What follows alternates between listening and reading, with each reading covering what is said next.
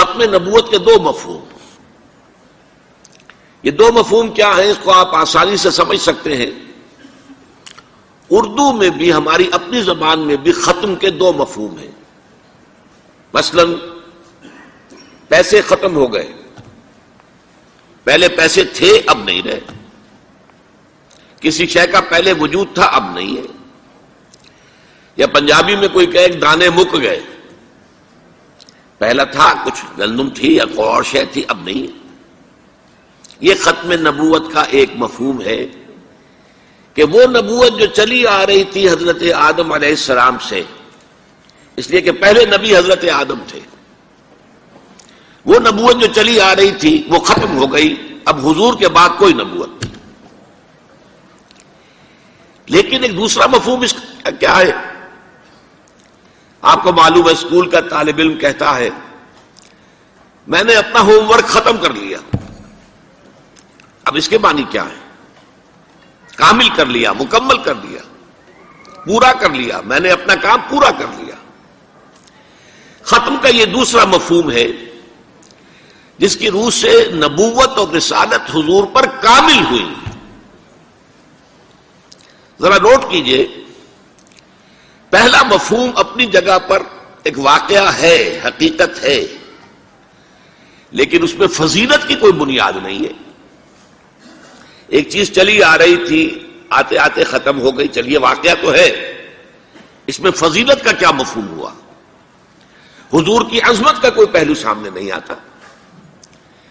بلکہ اگر آپ اس کو ٹھنڈے دل سے غور کریں، نبوت رحمت ہے، نبوت تو نوع انسانی کی ہدایت کا ایک سلسلہ تھا، تو جہاں سے وہ شروع ہوئی ہے اس کی فضیلت زیادہ ہوگی بنسبت اس کے کہ جہاں آ کر وہ ختم ہو گئی.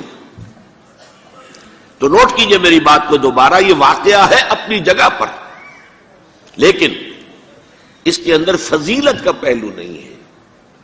اس میں حضور کی عظمت کا کوئی انکشاف نہیں ہوتا. حضور کی فضیلت کا پہلو ہے تو اس میں ہے کہ نبوت آپ پر کامل ہو گئی، رسالت کی آپ پر تکمیل ہو گئی. یہی وجہ ہے کہ ہم دیکھتے ہیں قرآن مجید میں اور حدیث میں حضور کے ضمن میں خاص طور پر تکمیل، اکمال، اتمام، تتمیم یہ الفاظ بکثرت استعمال ہوئے. الیوم اکملت لکم دینکم، یہ اکمال کا لفظ ہے، کامل کر دینا. آج کے دن ہم نے تمہارے لیے تمہارے دین کو کامل کر دیا. واتممت علیکم نعمتی، تم پر اپنی نعمت کو کامل کر دیا، مکمل کر دیا، اس کا اتمام فرما دیا. ورضیت لکم الاسلام دینا، اور اب ہمیشہ کے لیے قیامت تک کے لیے تمہارے لیے اسلام کو پسند کر لیا دین کے اعتبار سے. اسی طرح آپ کو معلوم ہے 2 مرتبہ آیا واللہ متم نورہ ولو کرہ الکافرون. اتمام، اللہ اپنے نور کا اتمام فرما کر رہے گا چاہے یہ کافروں کو کتنا ہی ناگوار ہو. وَيَأْبَى اللَّهُ إِلَّا أَن يُتِمَّ نُورَهُ، اللہ کو ہرگز منظور نہیں مگر یہ کہ وہ اپنے نور کا اتمام فرما کر رہے گا. وَلَوْ كَرِهَ الْكَافِرُونَ، چاہے یہ کافروں کو کتنا ہی ناگوار ہو. پہلی آیت سورہ صف کی تھی، دوسری آیت سورہ توبہ کی. اسی طرح حدیث میں آتا ہے انما بعثت لأتمم مکارم الاخلاق، مجھے اس لیے بھیجا گیا کہ میں اخلاق کے جو بلند مقامات ہیں ان کی تکمیل کر دوں، اتمام کر دوں. تو آپ دیکھ رہے ہیں اکمال اور تکمیل، اتمام اور تتمیم، یہ الفاظ کثرت کے ساتھ محمد الرسول اللہ صلی اللہ علیہ وسلم کی نبوت و رسالت اور آپ کی بعثت کے ضمن میں آ رہے ہیں. اس میں ہے اصل فضیلت، اس میں ہے آپ کی عظمت کا انکشاف. یوں سمجھیے کہ ایسا نہیں ہے کہ ایک فصیل تھی جس کی اونچائی برابر تھی اور چلی آ رہی تھی، ایک جگہ آ کے ختم ہو گئی. یہ ختم نبوت کا پہلا مفہوم ہے. دوسرا معاملہ کیا کہ ایک چیز تدریجاً ترقی کرتے کرتے کرتے کرتے کرتے کرتے اپنے نقطۂ عروج کو پہنچی اور ختم ہو گئی. ان دونوں میں زمین آسمان کا فرق ہے.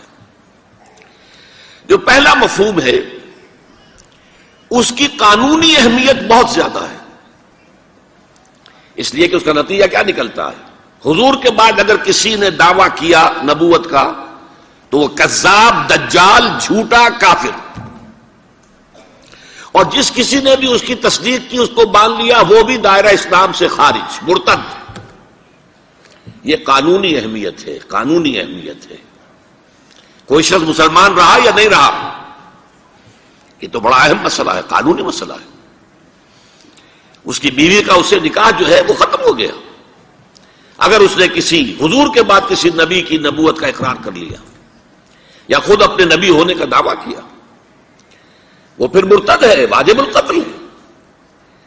یہی وجہ ہے کہ ختم نبوت کے اس مفہوم پر علماء کرام نے بڑی تفصیل سے گفتگویں کی، تقاریر کی، خطبات دیے اور تصانیف کی۔ مولانا سید انور شاہ کاشمیری رحمۃ اللہ علیہ کی ایک کتاب جو ہے اس موضوع پر میرے نزدیک حرف آخر ہے، جس میں کوئی اضافہ نہیں ہو سکتا۔ دوسرا مفہوم، چونکہ اس کی کوئی اہمیت قانونی نہیں تھی کہ حضور پر نبوت کی تکمیل ہوئی ہے، حضور پر رسالت کی تکمیل ہوئی ہے، قانونی اہمیت کوئی نہیں اس کی، لہذا اس پر کما حق توجہ نہیں ہوئی۔ اس پہلو کو در حقیقت نمایاں کرنا میری آج کی گفتگو کا اصل جو ہے وہ موضوع ہے، عنوان ہے۔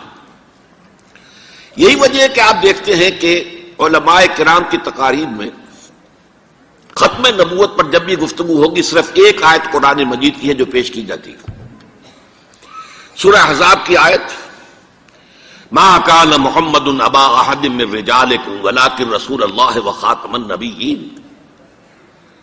محمد صلی اللہ علیہ وسلم، اے مسلمانوں تم میں سے کسی مرد کے باپ نہیں ہیں۔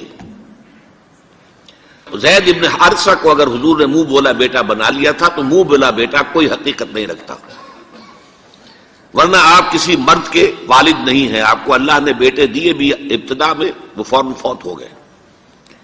آپ کے عمر کے آخری دور میں بھی حضرت ابراہیم کی ولادت ہوئی، حضرت ماریہ قبطیہ کے بطن سے، وہ بھی فوت ہو گئے بچپن میں۔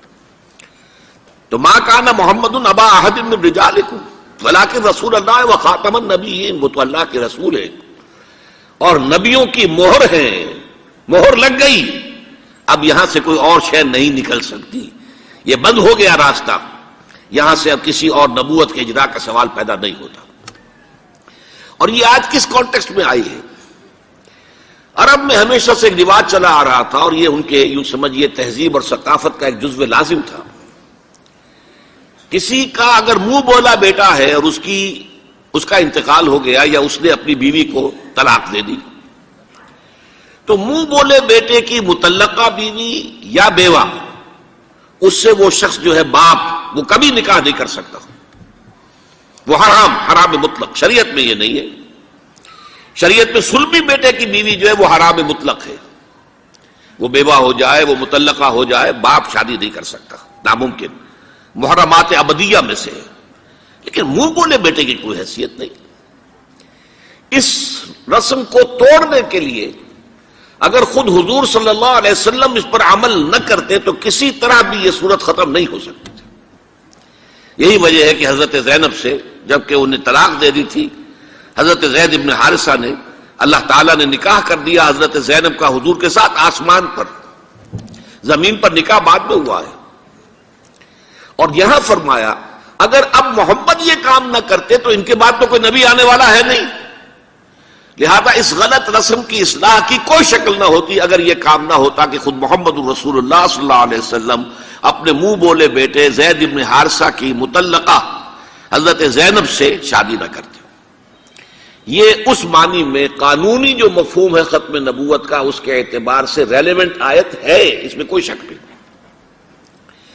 لیکن میں نے جو دوسری آیتیں پڑھی ہیں وہ ختم نبوت کے دوسرے مفہوم کے اعتبار سے، فضیلت والا مفہوم، آپ کی عظمت والا مفہوم، آپ پر تکمیل ہوئی ہے رسالت کی اور نبوت کی، اس کے ضمن میں آیات پر تو گفتگو بعد میں ہوگی۔ میں یہ ختم نبوت کے دو مفاہیم جو میں نے بیان کیے ہیں ان کے اعتبار سے آپ کو بعض حدیثیں سنا دینا چاہتا ہوں۔ دیکھیے، ایک جامع ترمذی میں روایت ہے حضرت ثوبان سے رضی اللہ تعالی عنہ، حضور نے فرمایا انہ سیکون فی امتی 30 کذابون کلہم یزعم انہ نبی وانا خاتم النبیین لا نبی بعدی۔ آپ نے فرمایا میری امت میں 30 افراد ایسے اٹھیں گے جو دجال ہوں گے، کذاب ہوں گے، جھوٹے ہوں گے. ان میں سے ہر شخص جو ہے یہ گمان کرتا ہوگا اپنے بارے میں کہ وہ نبی ہے، حالانکہ میں خاتم النبیین ہوں. اور خاتم النبیین کے معنی کیا؟ لا نبی بعدی، اب میرے بعد کوئی نبی نہیں ہوگا. اس قانونی مفہوم کو بہت ہی عمدگی کے ساتھ یہاں واضح کر دیا گیا کہ اب چاہے دجال اٹھیں گے، حضور کے اپنے زمانے میں اٹھ گئے تھے، پھر اس دور میں تو بڑی تیزی کے ساتھ، بڑی رفتار جو ہے تیز ہو گئی ہے، زمانہ آخری آ رہا ہے. وہ 30 کی تعداد اب جو ہے پوری ہونی ہے. بہاءاللہ ایران میں اٹھا، غلام احمد قادیانی ہندوستان میں اٹھا. ابھی آپ کے ہاں ایک یوسف صاحب تھے، ان کو ویسے ہی ایک شخص نے گولی مار دی ہے سائیوال جیل میں، ورنہ وہ بھی کہتے تھے میں محمد ہوں صلی اللہ علیہ وسلم. معاذ اللہ ثم معاذ اللہ ثم معاذ اللہ. پچھلے دنوں خبر آئی تھی کہ ملتان میں کسی نے نبوت کا دعویٰ کر دیا ہے، وہ گرفتار کیا گیا، اس پر مقدمہ چل رہا ہے. تو یہاں حضور نے فرما دیا کہ 30 ہوں گے ایسے افراد میری امت میں سے کہ جو دعویٰ کریں گے وہ جھوٹے ہوں گے، کذابون، اور جو دعویٰ کریں گے نبوت کا، حالانکہ میں خاتم النبیین ہوں اور میرے بعد کوئی نبی نہیں. دوسری حدیث ہے، یہ حضرت ابو ہریرہ سے ہے رضی اللہ تعالیٰ عنہ، اور یہ سنن ابی داؤد میں ہے. لا تقوم الساعۃ، حضور نے فرمایا قیامت قائم نہیں ہوگی حتی یخرج 30 دجالون، جب تک کہ 30 دجال ظاہر نہ ہو جائیں، کلہم یزعم انہ رسول اللہ، جن میں سے ہر شخص یہ کہے گا اور سمجھے گا کہ میں اللہ کا رسول ہوں. یہ دو حدیثیں ہیں لا نبی بعدی کے مفہوم کے اندر، قانونی مفہوم جو ختم نبوت کا یہ مفہوم ہے کہ آپ کے بعد کوئی نبی نہیں. دوسری حدیث سنیے، اس میں تکمیل نبوت کا تصور آ رہا ہے، بڑی پیاری حدیث ہے. حضرت ابو ہریرہ رضی اللہ تعالیٰ عنہ سے مروی ہے، اور اس حدیث کی سند بہت قوی ہے، متفقون علیہ، بخاری اور مسلم دونوں میں. حضور فرماتے مثلی و مثل الانبیاء، میری اور سابقہ انبیاء کی مثال ایسے ہے کہ مثل قصر، ایک ایسا محل کسی ہے، احسن بنیانہ، جس کی تعمیر بہت عمدہ کی گئی، بہت شاندار قصر تعمیر کیا گیا. وَتَكَ مِنْهُ مَوْضِعَ لَبْنَةٍ، لیکن ایک اینٹ کی جگہ چھوڑ دی گئی، ایک جگہ پر رکھنا چھوڑ دیا گیا، وہ کمی ایک تھی کہ جو اس کے اندر باقی تھی. فطاف بہ النظار یتعجبون من حسن بنیانہ، تو اس محل اور قصر کا طواف کرتے تھے لوگ، ارد گرد گھومتے تھے اور بہت تعجب کرتے تھے، کتنی شاندار عمارت ہے، کتنی عظیم عمارت ہے، کیسا عالی شان محل تعمیر کیا گیا ہے. الا موضع تلک اللبنہ، سوائے اس ایک اینٹ کی کمی کے جو انہیں عجیب محسوس ہوتی تھی کہ یہ ایک اینٹ کی کمی کیوں رکھ دی گئی. اب حضور فرماتے فکنت انا، وہ اینٹ میں ہوں، صدقت موضع اللبنۃ، میں نے اس اینٹ کے رکھنے کو پورا کر دیا ہے. ختم بی البنیان، میرے ذریعے سے قصر رسالت کی تکمیل ہو گئی ہے. وختم بی الرسل، اور میرے ذریعے سے مجھ پر رسالت کا اختتام ہو گیا. اب یہاں محل اور محل میں ایک کمی اور اس کمی کا آپ کے ذریعے سے پورا ہو جانا، یہ ہے تکمیل نبوت و رسالت کا معاملہ. تو میں نے اپنا پہلا مضمون پورا کیا، ختم نبوت کے دو مفہوم. اب آئیے ختم نبوت کے قانونی تقاضے. ختم نبوت کا وہ پہلو کہ جو شخص بھی اب حضور کے بعد کوئی نبوت کا دعویٰ کرے گا یا کیا ہے، وہ دجال، کذاب، جھوٹا، کافر، مرتد، واجب القتل. یہ اس کا قانونی تقاضا ہے. بدقسمتی سے صورت کیا ہوئی، عالم اسلام میں اس سے پہلے جب بھی کسی نے یہ کام کیا، جب تک مسلمانوں کی حکومتیں تھیں، انہیں قتل کر دیا گیا. آپ کو معلوم ہے کہ حضور کے فوراً بعد جو کھڑے ہو گئے تھے مسیلمہ کذاب اور بڑے بڑے مدعیان نبوت، ان کے خلاف جہاد کیا گیا، ان کو قتل کیا گیا، تہہ تیغ کیا گیا. بہاءاللہ ایران میں اٹھا تو وہاں چونکہ بہرحال مسلمانوں کی حکومت تھی، قتل کر دیا گیا. اب بھی کوئی بہائی ایران میں نہیں رہ سکتا، سب وہاں سے بھاگ چکے ہیں. کوئی نہیں رہ سکتا. کوئی وہاں آئے گا تو قتل کر دیا جائے گا. لیکن یہاں معاملہ یہ تھا کہ انگریز کی حکومت تھی. انگریز کی حکومت میں ہر شخص کو کھلی چھوٹ تھی. اکبر الہ آبادی رحمت اللہ علیہ نے بڑے خوبصورت الفاظ کے اندر وہ نقشہ کھینچا ہے. گورنمنٹ کی خیر یارو مناؤ, گلے میں جو آئیں وہ تانے اڑاؤ. کہاں ایسی آزادیاں تھی میسر, ان الحق کہو اور پھانسی نہ پاؤ. اگر اسلامی حکومت ہوتی, مسلمان حکومت ہوتی, چاہے اعلی معیاری اسلامی حکومت نہ بھی ہوتی, مسلمانوں کی حکومت ہوتی, تو جس نے ان الحق کہا منصور, وہ سولی چڑھا دیا گیا یا نہیں؟ جس نے نبوت کا دعویٰ کیا وہ قتل کر دیے گئے کہ نہیں؟ انگریز کی حکومت تھی. گورنمنٹ کی خیر یارو مناؤ, گلے میں جو آئیں وہ تانے اڑاؤ. خدائی کا دعویٰ کر دو, نبوت کا دعویٰ کر دو, رسالت کا دعویٰ کر دو, کوئی پوچھنے والا نہیں, کوئی پکڑنے والا نہیں, کسی داروگیر کا کوئی اندیشہ ہی نہیں. کہاں ایسی آزادیاں تھی میسر, ان الحق کہو اور پھانسی نہ پاؤ. اسی زمانے میں ایک واقعہ یہ ہوا تھا, غلام احمد قادیانی نے ایک دعوتی خط لکھا کابل کے حکمران, اب میں بھول رہا ہوں کہ وہ امیر دوست محمد خان تھے یا امیر عبد الرحمان خان تھے, ان دونوں میں سے کسی کے سامنے وہ خط پہنچا. جیسے کہ حضور نے خطوط بھیجے تھے قیصر کو, کسریٰ کو, تو اس کو بھی شوق چرایا کہ میں بھی تو اب نبی ہوں, نبوت کا دعویٰ کر چکا ہوں, تو مجھے پڑوس کا ملک جو ہے افغانستان, وہاں کے بادشاہ کو دعوت دینی چاہیے کہ وہ مجھ پر ایمان لائے. جب وہ خط وہاں پہنچا ہے تو امیر کابل نے اسی خط پہ 2 الفاظ لکھ دیے اور واپس کر دیا.